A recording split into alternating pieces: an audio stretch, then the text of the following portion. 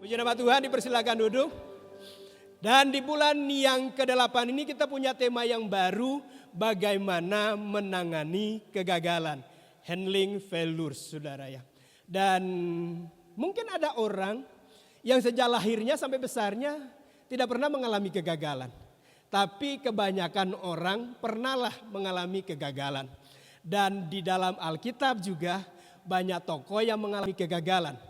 Tapi saya melihat ada satu pernyataan dari Thomas Alva Edison, saudara ya. Dia adalah penemu daripada bola lampu pijar itu. Dan dia mengalami kegagalan mungkin sampai 1000 lebih sedikit, saudara ya.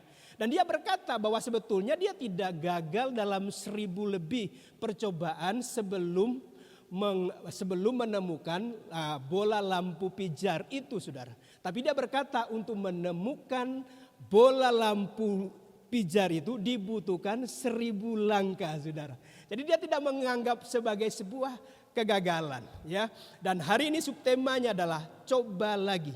Dan kita akan belajar bersama-sama bagaimana ketika kita mengalami sebuah kegagalan di dalam mungkin usaha kita, di dalam pekerjaan kita, di dalam keluarga kita, atau mungkin di dalam pelayanan kita, atau di dalam area-area lain di dalam kehidupan kita.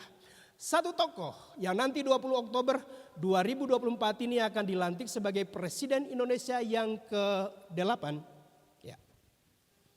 Prabowo Subianto. Sebelum dia terpilih pada 14 Februari yang lalu, saudara, dia mengalami kegagalan di dalam proses menjadi seorang presiden, saudara.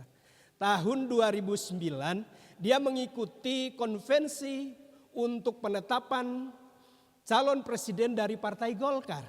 Dan dia kalah dari Wiranto, saudara ya, yang kemudian berpasangan dengan Solahuddin Wahid. Dan yang memenangkan kontestasi itu adalah SBY, saudara ya. Kemudian setelah gagal dalam konvensi, dia berpasangan menjadi cawapresnya Megawati dengan tagline Mega Pro. Ya, masih ingat ya, saudara. Saya mau sedikit rewind untuk pengetahuan kita, saudara ya. Dan kemudian kalah, saudara ya. Kemudian 2014 berpasangan dengan Hatta Rajasa membentuk koalisi Merah Putih. Kalah dengan pasangan Jokowi JK. Kemudian apakah berhenti? Dia mencoba lagi, saudara ya. 2019 berhadapan dengan Jokowi Maruf Amin, ya, kali ini dengan Maruf Amin, ya. Karena JK udah 2 periode jadi wapres, jadi tidak bisa untuk periode yang ketiga. Dan kemudian dia menggandeng, ya, Sandiaga Solahuddin Uno, saudara ya. Dan gagal lagi, saudara ya. Dari kegagalannya itu dia belajar sesuatu. Ketika kemudian ditawarkan oleh Pak Jokowi untuk masuk di dalam koalisi pemerintahan, dia mau, saudara.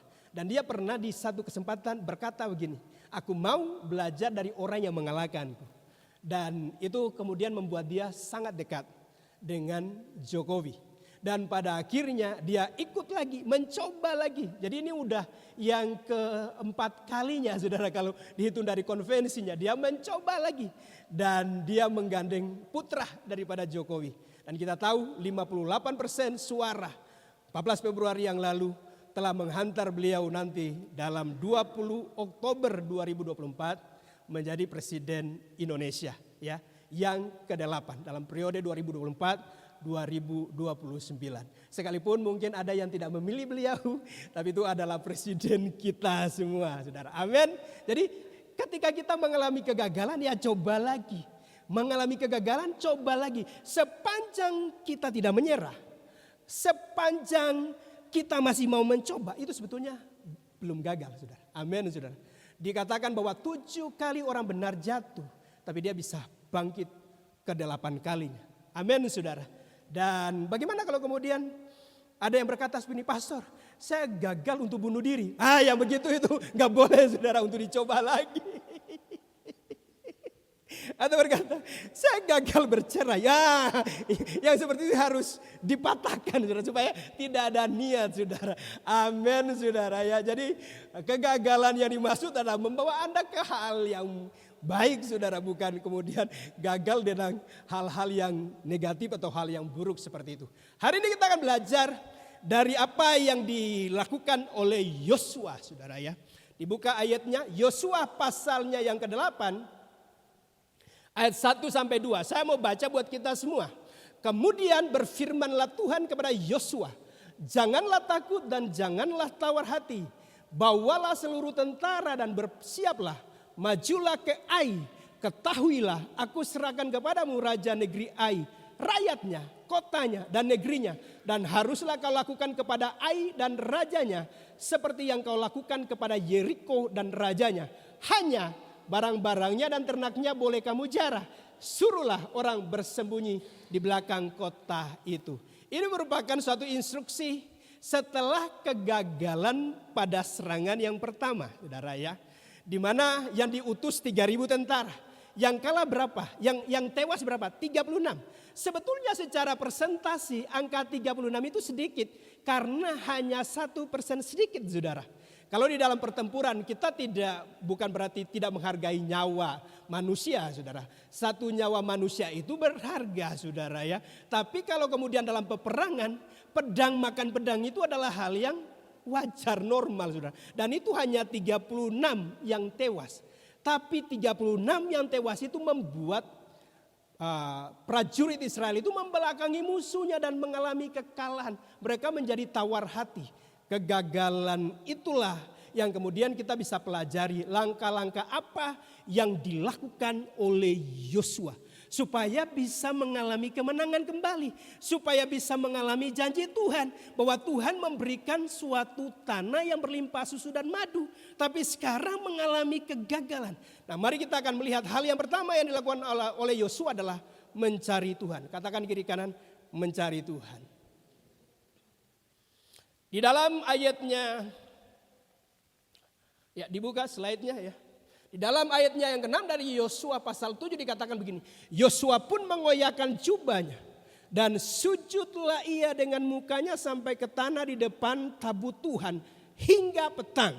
Bersama dengan para tua-tua orang Israel sambil menaburkan debu di atas kepalanya.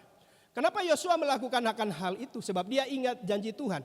Dalam Yosua 1 ayat 5 dengan sangat jelas dikatakan seperti ini. Seorang pun tidak akan dapat bertahan menghadapi engkau seumur hidupmu. Seperti aku menyertai Musa, demikianlah aku akan menyertai engkau. Aku tidak akan membiarkan engkau dan tidak akan meninggalkan engkau. Tapi mengalami kekalahan, saudara. Padahal Tuhan udah janjikan setiap tempat yang engkau injak akan aku berikan kepadamu. Tidak akan ada yang bisa tahan menghadapi engkau seumur hidupmu. Nah sekarang pasukannya balik badan. Mengalami kekalahan. Membuat Yosua menjadi tawar hati, saudara. Jadi dia melakukan sebuah tindakan yang tepat.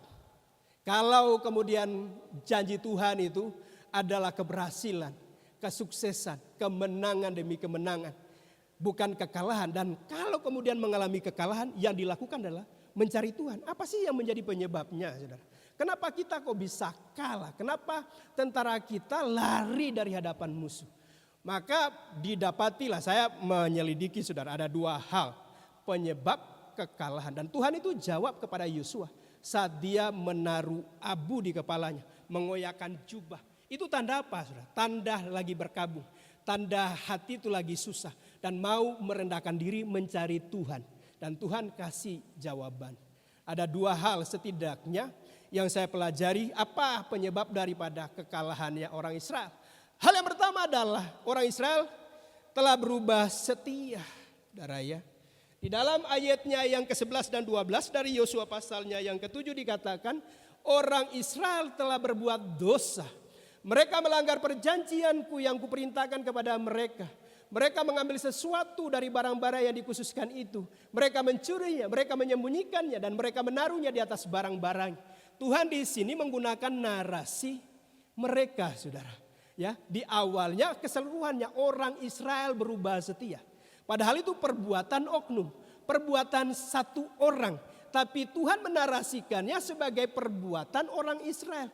Perbuatan yang dibahasakan oleh Tuhan dengan kata ganti jamak mereka. Berapa kali muncul kata mereka, saudara ya, mereka melanggar perjanjianku yang kuperintahkan kepada mereka, mereka mengambil sesuatu, ya, mereka mencurinya, mereka menyembunyikannya, mereka menaruhnya, saudara ya. Jadi diperhitungkan sebagai perbuatan daripada orang Israel, saudara. Ya, jadi karena ada sesuatu yang dilanggar dari perjanjian Tuhan, menyebabkan ayat yang ke-12, orang Israel naik ya, kembali ke yang tadi. Orang Israel tidak dapat bertahan menghadapi musuhnya. Mereka membelakangi musuhnya sebab mereka itu pun dikhususkan untuk ditumpas. Aku tidak akan menyertai kamu lagi jika barang-barang yang dikhususkan itu tidak kamu punahkan dari tengah-tengahmu. Jadi pertama karena melanggar perjanjian. Apa perjanjiannya? Saat memasuki kota Yeriko, ya, semua ahli teologi sepakat. Kenapa kemudian Tuhan memberi perintah untuk emas, perak, barang-barang tembaga besi harus dikhususkan.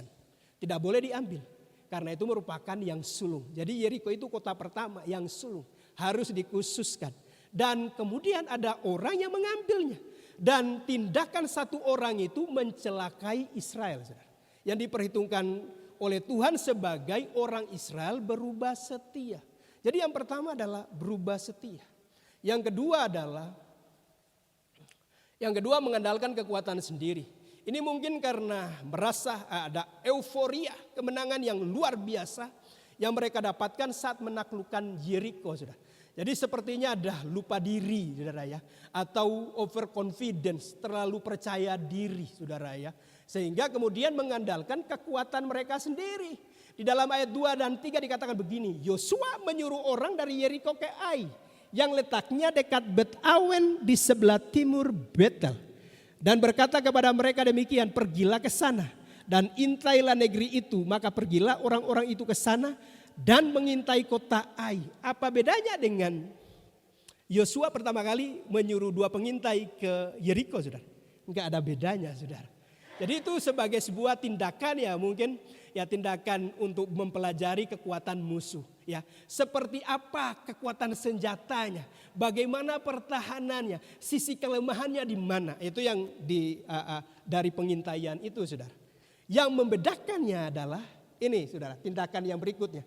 Kemudian kembalilah mereka kepada Yosua dan berkata kepadanya, tidak usah seluruh bangsa itu pergi, biarlah hanya kira-kira 2 atau 3.000 orang pergi untuk menggempur Ai itu. Janganlah kau susahkan seluruh bangsa itu dengan berjalan ke sana, sebab orang-orang di sana sedikit saja.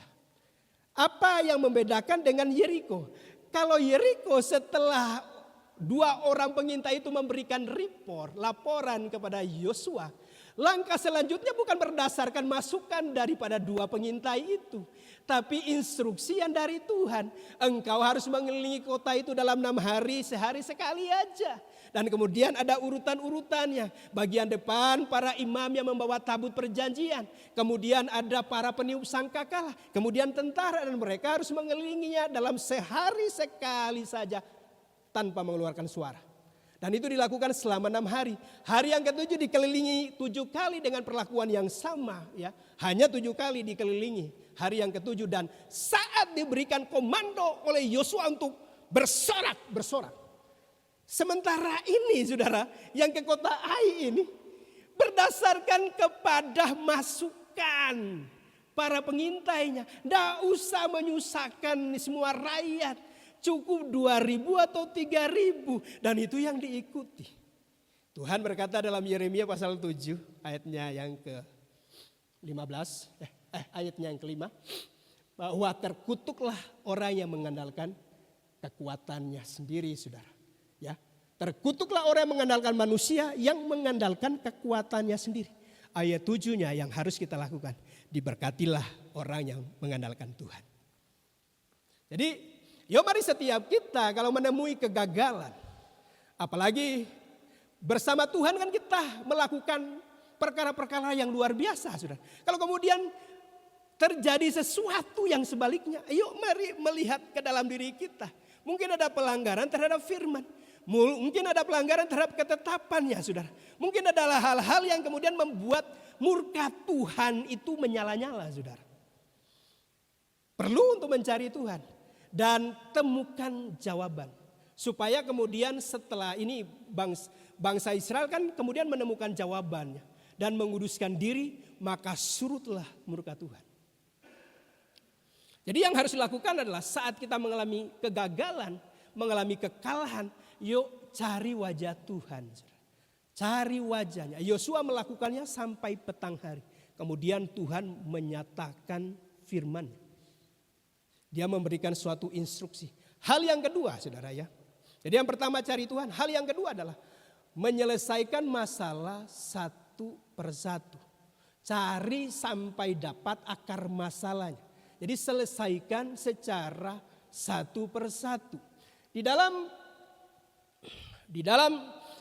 Yosua pasalnya yang ke-7 ayat 14 sampai 15 dikatakan begini. Besok pagi. Jadi setelah seharian sampai petang hari Yosua itu mengenakan abu di kepalanya dan mengoyakkan jubahnya. Kemudian esok harinya begini yang dikatakan Tuhan. Besok pagi kamu harus tampil ke muka suku demi suku. Dan suku yang ditunjuk oleh Tuhan harus tampil ke muka kaum demi kaum. Dan kaum yang ditunjuk oleh Tuhan harus tampil ke muka keluarga demi keluarga. Dan keluarga yang ditunjuk oleh Tuhan harus tampil ke muka seorang demi seorang. Jadi satu demi satu. Ya, satu demi satu. Mulai dari apa? Dari tingkat suku demi suku. Kemudian kaum demi kaum. Setelah itu keluarga demi keluarga. Dan kemudian yang terakhir orang demi orang. Dan perhatikan ayat 15-nya. Dan siapa yang didapati menyimpan barang-barang yang dikhususkan itu akan dibakar dengan api. Ia dan segala sesuatu yang ada padanya. Sebab ia telah melanggar perjanjian Tuhan dan berbuat noda di antara orang Israel. Saya meyakini situasinya situasi yang mungkin mencemaskan buat kelompok yang melakukan sebuah pelanggaran. Terutama buat Akan bin Karmi bin Sabdi bin Sera itu saudara. Ya. Mengalami suatu kegentaran. Agak gugup, cemas saudara. Dan ini adalah suatu pengadilan yang disaksikan oleh seluruh orang Israel saudara. Karena kalau semua suku kan harus hadir, disuruh tampil. Setelah kemudian ditunjuk oleh Tuhan, maka kemudian dari suku itu kaum demi kaum. Setelah ditunjuk yang kaumnya, baru suruh keluarga demi keluarga. Jadi ini seluruhnya saudara. Jadi bisa saja kemudian besok harinya semua orang Israel dikumpul. Yaitu bisa saja di sebuah tempat ya yang lapang saudara, yang besar. Yang bisa memuat seluruh orang Israel. Dan kemudian ya mungkin berdasarkan urutan kelahiran disuruh suku Ruben silakan maju. Yang kemudian sambil mereka maju di hadapan Yosua dan tua-tua. Mereka mungkin berharap semoga tidak ada satupun dari antara kita yang dipilih Tuhan. Jadi Ruben lewat saudara, Ruben lewat. Yang lainnya akan kepingin tahu ditunjuk Tuhan gak, ditunjuk Tuhan gak. Sekarang Simon. Ya seluruh yang tergabung dalam suku Simon lewat saudara. Dan kemudian mereka juga lega saudara.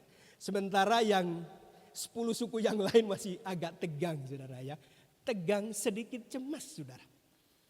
Lewi, ya sekarang giliran Lewi. Nah bisa dibayangkan kalau kemudian dari antara orang Lewi sudah dipercaya untuk mengangkat tabut Tuhan. Sudah dipercaya untuk melayani. Kemudian ngambil saudara. Itu mungkin kalau Lewi yang melakukan bisa double porsi hukumannya saudara. Dan setelah Lewi disuruh Yehuda saudara ya. Yehuda lewat dan ternyata Yehuda yang ditunjuk oleh Tuhan. Yang suku berikutnya Dan, Isakar, Sebulon, Naftali udah lega. Udah sampai ke giliran kita saudara ya. Dan sekarang yang tegang siapa? Seluruh kaum yang ada di suku Yehuda. Dan setelah maju satu demi satu saudara, didapatilah Serah.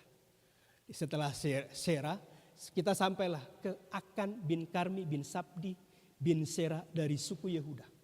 Anda perhatikan bagaimana Tuhan tidak memberitahu siapa oknumnya. Kenapa dilakukan seperti itu? Supaya seluruh Israel ini bisa tahu. Karena nanti di belakangnya ada efek jerahnya. Jadi pengadilan ini adalah pengadilan yang ditunjuk oleh Tuhan sendiri saudara. Tidak bisa disuap, tidak bisa kongkal-lingkong. Dan sangat presisi sekali. Begitu ditemukan Akan, ya, Langsung Yosua berkata, hormatilah Tuhan anakku. Disuruh mengaku dan dia mengaku. Aku melihat jubah siniar yang maha indah dan batangan emas. Dan itu aku ambil. Aku simpan di bawah kemah. Dan kemudian setelah itu dicari barang buktinya. Benar saudara. Jadi berdasarkan pengakuan kemudian ada barang bukti. Langsung dieksekusi saudara. Dan eksekusinya ini mengerikan. Karena akannya dibawa ke lembah Akor. Sampai dinamakan lembah Akor. Dilempari dengan batu bukan hanya akannya. Tapi juga keluarganya. Bahkan seluruh miliknya itu dibakar. Maka dikatakan surutlah murka Tuhan. Saya membayangkan kalau hakim di Indonesia itu seperti Joshua. Tidak ada yang sekalipun di dunia kehakiman itu ada semacam pernyataan begini. Lebih baik melepaskan penjahat daripada memenjarakan orang yang tidak bersalah. Begitu pakar hukum? Benar? Jadi lebih baik melepaskan penjahat daripada memenjarakan orang yang tidak bersalah, saudara. Dan Yosua tidak bisa dipakai itu. Sebab Yosua pasti presisi sekali, tepat sekali, saudara. Jadi kalau orang yang berbuat salah dengan sebuah eksekusi keputusannya begini, saudara. Gak ada orang yang mau main-main. Itu sebabnya sampai dengan Yosua terakhir dikatakan bahwa orang Israel hidup takut akan Tuhan sepanjang hidup daripada Yosua dan para tua-tua yang hidupnya lebih lama daripada itu. Kenapa? Karena melihat kengerian yang begitu hebat dalam eksekusi daripada sebuah pelanggaran orang Israel. Siapa yang kemudian mau coba-coba untuk melanggar perintah Tuhan? Kalau model hukumannya seperti ini. Saya bisa bayangkan saudara. Kalau kejahatan yang extraordinary, kejahatan yang luar biasa di Indonesia, penerapannya kayak begini, gak ada orang yang mau korupsi saudara. Misalkan, korupsi 1 miliar, dihukum mati bersama dengan keluarganya. Seluruh hartanya disita untuk menjadi milik negara. Yang di bawah 1 miliar bagaimana? Dihukum setengah mati. Mana lebih sulit saudara? Hukuman mati atau hukuman setengah mati saudara? Lebih sulit yang hukuman setengah mati saudara. Apakah ada yang berani mau korupsi? Karena ada efek jerahnya saudara. Selama tidak ada efek jerah, korupsi di Indonesia akan tetap merajalela. Korupsi udah miliaran. Yang terbaru 271T saudara. Bisa bayangkan 1T aja. Enggak kebayang saudara. Itu sudah pakai rompi oranye saudara. Bisa hahi. Dan kalau hukuman 5 tahun dipotong tiap tahun oleh karena kelakuan baik. Ya hari raya saudara. Jadi berkurang. Dan sisa daripada korupsinya masih besar. Enggak ada efek jerah. Coba ikuti aja model Cina saudara. Penggal misalnya. Atau langsung didor. Tidak ada orang yang mau berani untuk korupsi.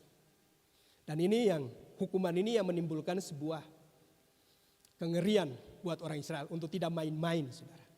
Hari ini kita tidak melihat dari sisi hukumannya itu saudara. Tapi yuk mari bangkitkan suatu rasa takut akan Tuhan bagi setiap kita. Untuk apa? Menjauhi setiap larangannya. Dengan melakukan apa yang Tuhan perintahkan, firmankan kepada setiap kita. Amin saudara. Amin. Makanya sepanjang hidup Yosua dan para tua-tua yang lebih lama lagi. Orang Israel itu tetap berpaut sepenuhnya kepada Tuhan. Nanti orang Israel itu menyimpang di zamannya apa? Hakim-hakim. Jadi diselesaikannya apa?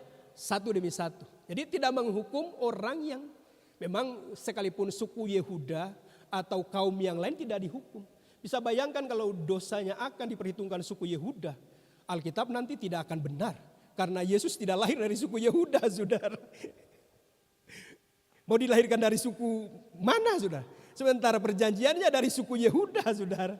Dan kalau kemudian sudah dilempari dengan batu semuanya ya tidak benar berarti Alkitab. Tapi kita melihat saudara. Mencari akar masalahnya saudara ya. Dari dilakukan satu demi satu. Dicari akar masalahnya. Pastor Stephen Rumondor pernah khotbah dan di tengah khotbah dia bersaksi tentang kemarahannya kepada Ibu Nancy karena membeli kain warna hijau, saudara. Loh, apa salahnya kain warna hijau, saudara? Hijau itu tanda apa? Tanda pertumbuhan, saudara. Coba lihat sekeliling kita, ya enak sekali kan kalau kemudian melihat hijau. Saya akan senang sekali kalau lihat rumah tidak gersang, tidak hanya di beton begitu saja. Tidak hanya tanah, tapi kemudian ada rumput yang hijau, ada bunga-bunga yang hijau dan dengan bunga yang warna-warni. Itu akan sangat menyejukkan, saudara. Nah, Pastor Stephen ini marah karena kain warna hijau. Apa yang salah? Apakah kainnya yang salah atau ibunannya yang salah? Ternyata dia dibawa kepada akar masalahnya. Kepada sebuah kenangan di masa lalu. Ada seorang anak yang disiksa oleh orang tuanya dengan background gedung yang berwarna hijau, saudara. Jadi dia lihat, waduh, anaknya sudah nangis-nangis. Kayak semacam disiksa, bukan lagi diberikan sebuah pelajaran, saudara. Dan dia bukan ingat tentang anak itu, saudara. Yang ingat background daripada gedung, ya, background daripada gedung yang warna hijau. Jadi dia menjadi benci terhadap warna hijau, saudara. Dan dia berkata, wah, hati saya ini harus dibereskan. Kenapa aku benci warna hijau, saudara? Coba lihat yang Come Grow Serve Lead, ya. Materi yang kedua itu kan grow, saudara, ya. Covernya kalau ada bukunya, saudara, atau bisa buka ya dicari. Itu warnanya warna apa sih? Warna hijau, saudara, ya. Dan akarnya bukan karena soal warnanya sebetulnya. Tapi lebih karena dia tidak bisa tahan terhadap perlakuan orang tua terhadap anaknya yang sudah kelewat batas, saudara. Dan itu yang diselesaikan. Sekarang dia udah tidak punya problem lagi dengan yang warna hijau, saudara. Tidak punya problem. Oke, jadi harus dicari akar masalahnya. Jangan sampai baru di permukaan tidak menemukan yang sebetulnya ada hal yang lebih mendasar yang di dalamnya, saudara. Jadi cari sampai dapat akar masalah. Kemudian harus diselesaikan satu persatu, one by one, tahapan demi tahapan. Gambar berikutnya ini adalah maestro bulu tangkis dunia. Namanya Rudy Hartono. Beliau fenomenal sekali. Menjuarai All England 8 kali. 7 diantaranya secara berturut-turut. Jadi dia maestro. Belum ada yang bisa mendekatinya, saudara. Jangankan menyamakannya. Mendekati rekornya aja belum ada, saudara. Tahun 1976 dia menghadapi Sture Johnson di semifinal. Sture Johnson ini adalah dari Swedia, juara Eropa. Set pertama ini masih sistem yang lama. Kalau sekarang kan angkanya 21, yang dulu 15. Dan dia harus bisa mematikan servisnya lawan dulu. Kemudian berpindah, belum dihitung poin, saudara. Itu sistem yang dulu. Jadi udah Rudy Hartono-nya di set pertama kalah telak 15-4, saudara. Dan set keduanya berapa skornya? 14-0 buat lawannya, saudara. Dan itu artinya 1 poin buat lawannya udah menang. Apa yang terjadi? Rudy cuma ngomong di dalam hatinya mungkin. Seperti ini, 1 poin saja. Udah, koknya berpindah, dia servis. Dan kemudian dia dapat 1 poin. Dan apa yang dia lakukan berikut? Aku mau 1 poin lagi. Dan dia dapat poin yang kedua. Dia ngomong lagi, 1 poin lagi. Dan dia dapat poin yang ketiga. Apa yang terjadi? Sampai bisa jus 14 sama. Dan dia menyelesaikan set kedua itu dengan kemenangan 17-14. Seandainya dia berpikir langsung mau mencapai 14, mungkin gak kecapai, saudara. Tapi dia lakukan secara apa? 1 demi 1 demi 1 demi 1, saudara. Tahu set ketiga? Mau tahu hasilnya? Hasilnya adalah 15-0 buat kemenangan Rudy Hartono. Jadi 32 poin dia dapat seluruhnya, saudara. Dari sejak kedudukan 0-14. Dan di finalnya dia menghadapi Sven Pri asal Denmark. Sampai dia berkata begini Sven Pri-nya. Kalau dengan Rudy, kalau belum angka 15, belum menang. Jadi luar biasa kekuatan mentalnya. Tapi saya mau ambil ketika dia mau melakukannya itu secara satu demi satu demi satu. Mungkin persoalan kita yang menyebabkan kegagalan itu banyak. Jangan langsung diselesaikan sekali. Bisa saja diselesaikan secara satu bagian demi satu bagian, satu tahapan demi satu tahapan. Amin, saudara. Itu yang kedua, ya. Jadi harus menemukan akar masalahnya dan selesaikan secara satu demi satu, one by one, tahapan demi tahapan. Dan yang ketiga adalah bangkit kembali. Katakan kiri kanan, bangkit kembali. 7 kali orang jatuh, dia akan bangkit 8 kali. Ayatnya dalam Yosua 8 ayat 1 sampai 2 tadi dikatakan seperti ini, ya, di ayat 1. Kemudian berfirmanlah Tuhan kepada Yosua, janganlah takut dan janganlah tawar hati. Bawalah, nah perhatikan ya, seluruh tentara, tadi 3.000 tentara ini. Bawalah seluruh tentara dan bersiaplah, majulah ke Ai, ketahuilah aku serahkan kepadamu raja negeri Ai, rakyatnya, kotanya dan negerinya. Kalau kita baca selanjutnya itu ada instruksi. Mereka harus bersembunyi, ya. Mereka harus memancing untuk keluar penduduk para prajurit dari kota Ai-nya. Saat ketika mereka keluar, kemudian pasukan yang lain yang bersembunyi itu masuk dan mereka membakar. Maka Ai bisa direbut. Jadi ada strategi yang dari Tuhan. Dan mereka mengalami suatu kemenangan. Setelah bangkit dari kondisi yang tawar hati. Saya mau berkata seperti ini bahwa Tuhan kita lebih besar daripada kegagalan kita.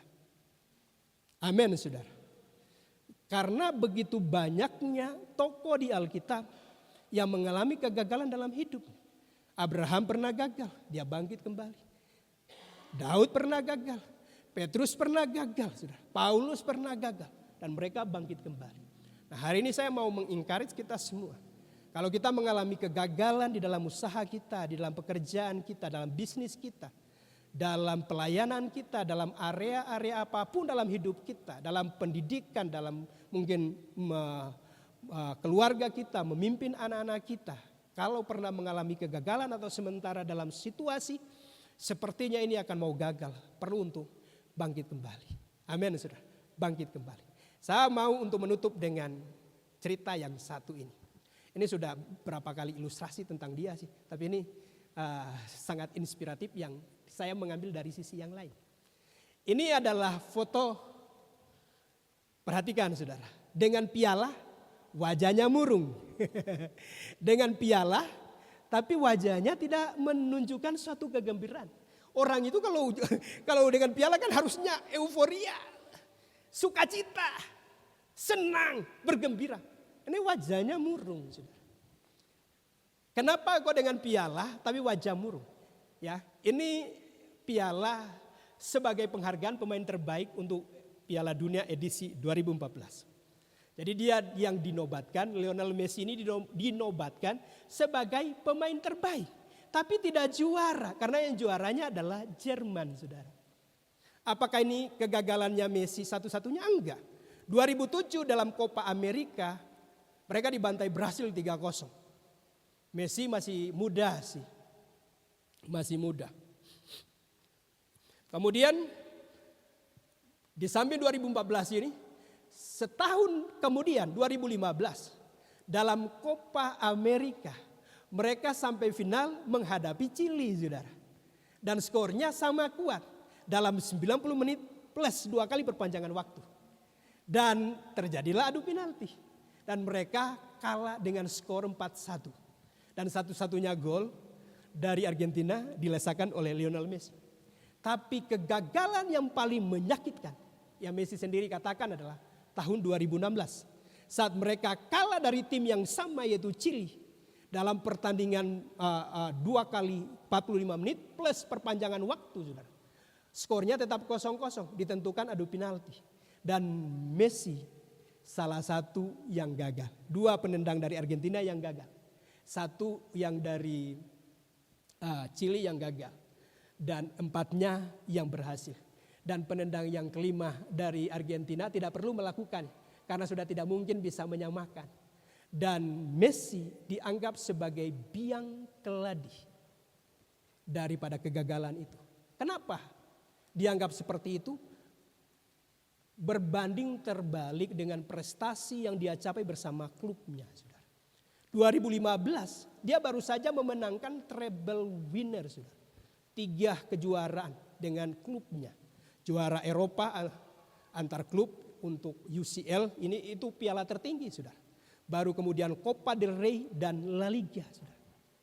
Dan dia tampil begitu sangat piawai sekali. Mengorkestra permainan Barcelona. Saudara. Sampai kemudian bisa memenangkan dengan menghajar Juventus di final 3-1. Dia dianggap tidak punya jiwa nasionalisme. Kenapa kalau saat main di Barcelona begitu hebat sekali.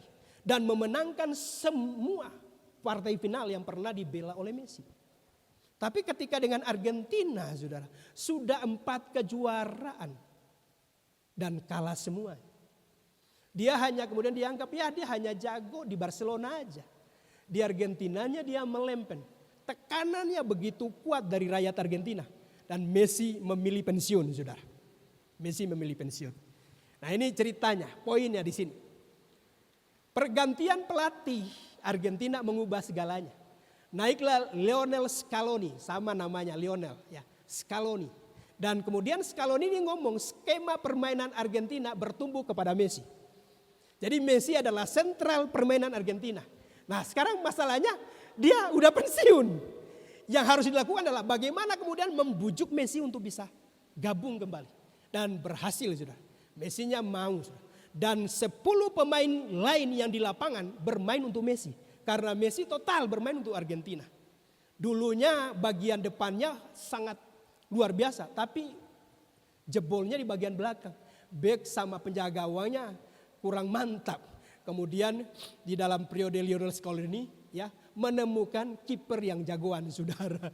Dan bek yang memang sulit untuk dilewati.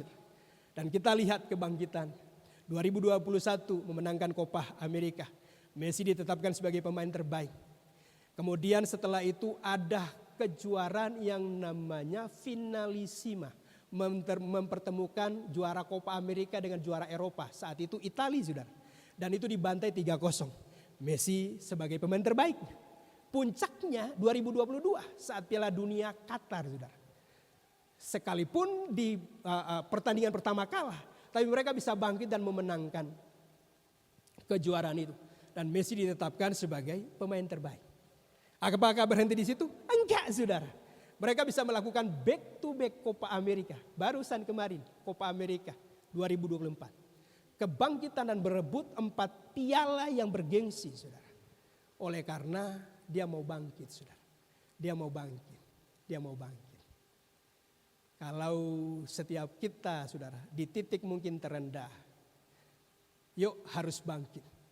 Karena sekali lagi Tuhan lebih besar daripada kegagalan kita. Katakan kiri kanan, ayo bangkit. Para pemain musik.